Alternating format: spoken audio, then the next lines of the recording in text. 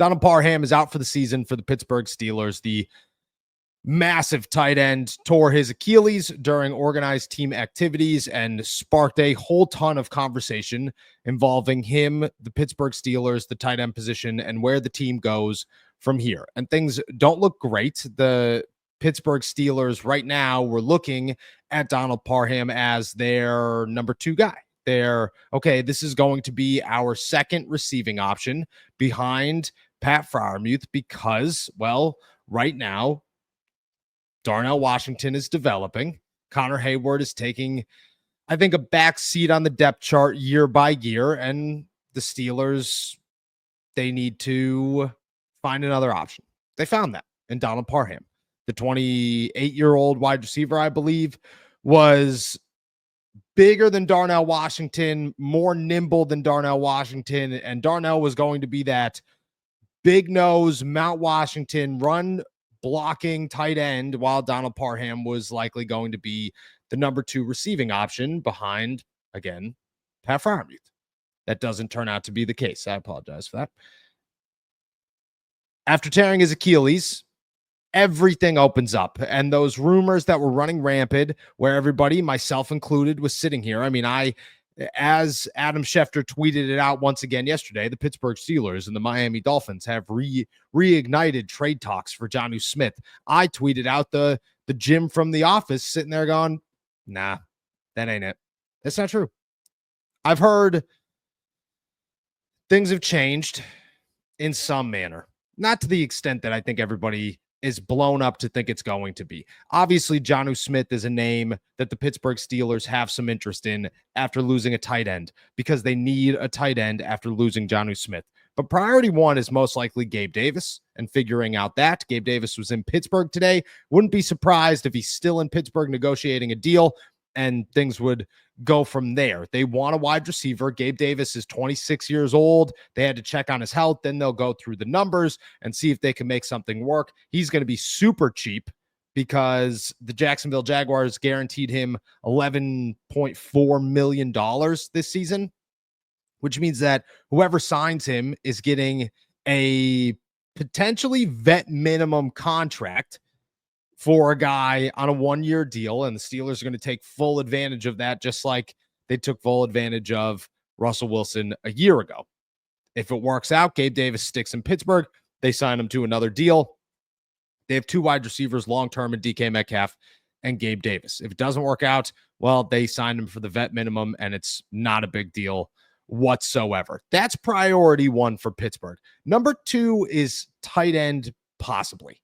That's where they sit currently. It is not a set in stone, they need to go get a tight end, and they don't feel it's a set in stone, they have to go get a tight end. They are not sitting around in panic mode saying Donald Parham was supposed to save this team and he was going to be the guy for Arthur Smith, and now we have to go get another guy for Arthur Smith and the offense and so on and so forth. That's not how the Steelers viewed Parham, and that's not how they view the tight end position after everything that's happening.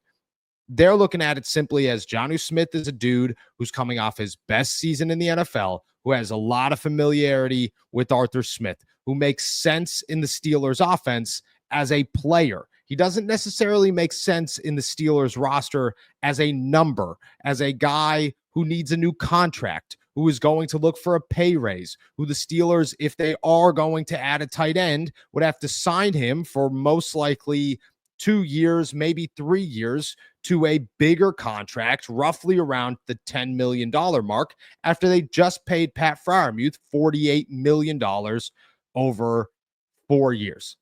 Pat's going to make over $12 million this season. Jonnu Smith might make 10. And at that point, the Steelers are sitting around, 100% with $23 million in cap space going towards the tight end position. Summer is here. More sun, more light, more time to do all the things that make summer so special. And the number one thing you don't want to be doing all summer, spending hours cooking inside. That's where Factor comes in. Factor's chef-crafted, dietitian-approved meals are ready in just 2 minutes, taking the hassle out of eating well. Factor meals arrive fresh and ready to eat, perfect for any active lifestyle over summer and beyond. With 45 weekly menu options, you can pick gourmet meals that fit your summer gains and goals. Choose from options like Calorie Smart, Protein Plus, Keto, and more. Factor powers your day sun up to sundown. With nutritious breakfast, on-the-go lunches, premium dinners, and guilt-free snacks and desserts, Factor has your whole day covered. Enjoy more this summer. Get Factor if you want all the flavor and none of the fuss. I'm a big snack guy right now. My diet currently is acai bowls, Factor snacks, Factor juices, whatever my wife's making for dinner. And I'm not going to lie to you, it is a great plan to be on. Get started at factormeals.com/allsteelerstalk50 off and use code allsteelerstalk50 off to get 50% off plus free shipping on your first box. That's code allsteelerstalk50 off at factormeals.com/allsteelerstalk50 off for 50% off plus free shipping. Factormeals.com/allsteelerstalk50 off. At that point, Pat's got to be a 1,000-yard receiver. Jonnu Smith's got to be close. The Steelers offense hasn't operated in that fashion in quite some time. They have underutilized Pat Freiermuth this entire time. So they're going to view it that way. And that's the gist of everything that I've gotten so far, is that the Pittsburgh Steelers, while confident in Pat Freiermuth and everybody else, are doing their due diligence to see what Jonnu Smith would cost, what a contract would cost. Could they make it work? But I've also been told that names like Kyle Pitts is a name to watch, who comes in at $10 million, but it's only a 1-year, 5th-year option. And then maybe you sign him to a longer deal where it's just about $10 million, maybe $6-7 million over 2 years because he's underperformed in his rookie contract, but he's got a bunch of upside. But I would imagine the Steelers are interested in him as well. It's just about looking at all the options, looking over everything to replace Parham. Now, does the sense of urgency, does the sense in itself build because of the Parham injury? It didn't make any sense before the Parham injury. There was no need to have 5 tight ends and to say that's the savior to the offense. And to be honest, if the options are add a tight end over add a Gabe Davis, I'm still pro Gabe Davis. Go get a wide receiver, a real wide receiver, not just a Trey Palmer or whoever. Go get a real wide receiver that you could take a chance on. Gabe Davis is that name right now. And then you work on the tight end.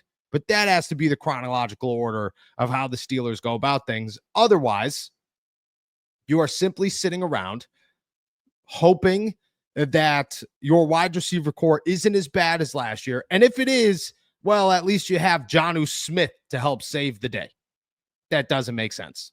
It doesn't make any sense. I could see the Steelers adding 2 guys. I don't know how they create the cap space. They're moving contracts around left and right.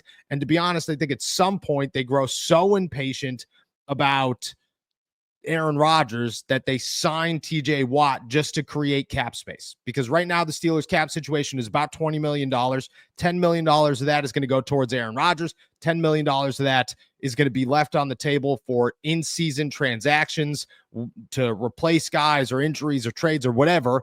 And then they are completely out of cap space. If you extend TJ Watt, you could clear up roughly $17 to $20 million in available cap space right now. I wouldn't be surprised if the Steelers get to a point where they want to make these moves. They're heading into training camp. Aaron Rodgers still isn't here. And they go, all right, sounds good.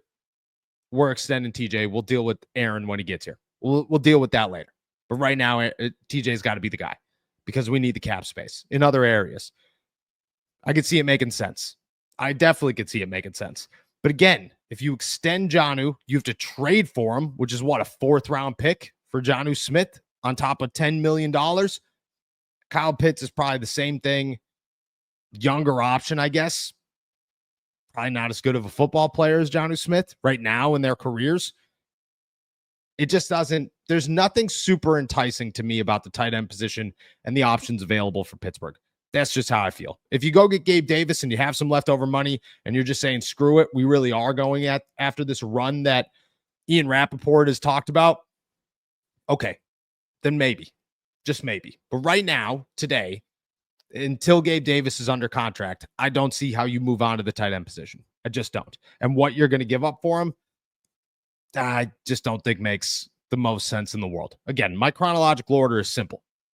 Pittsburgh Steelers go after Gabe Davis or some wide receiver, but Gabe Davis just makes too much sense to me. He's in-house. If he's healthy and you could clear him as healthy, sign him, and then you could go after a tight end and see if it works.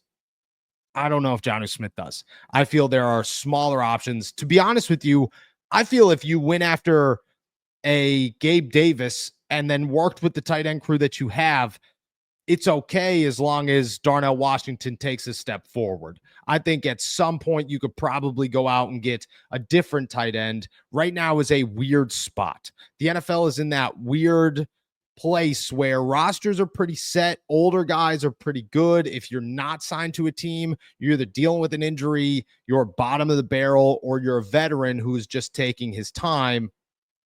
There will be more talent. There will be more options come the second, third week of training camp. That's when things start to heat up. And I understand then you're jumping on a moving train, but for the right guy, maybe that's enough time and enough risk to say it works out in the Steelers' favor. I don't know if I'm jumping the gun on Jonnu Smith. Do I think it's more realistic? Yeah, I was told it's more realistic than 24, 48 hours ago when I was told I doubt it. I don't think that's the truth. Where we sit today, there's reason to believe it. I don't know that I'm on board with it. I don't know if I would predict that Jonnu Smith is going to end up in Pittsburgh, but I do think for sure that now that Parham's gone, the Steelers have a real need that they actually will look into to assess the situation, and then they'll go from there. All right. I want everybody's questions about Jonnu Smith, Kyle Pitts, everybody else that the Pittsburgh Steelers could be going after here as we dive into day 3 of organized team activities.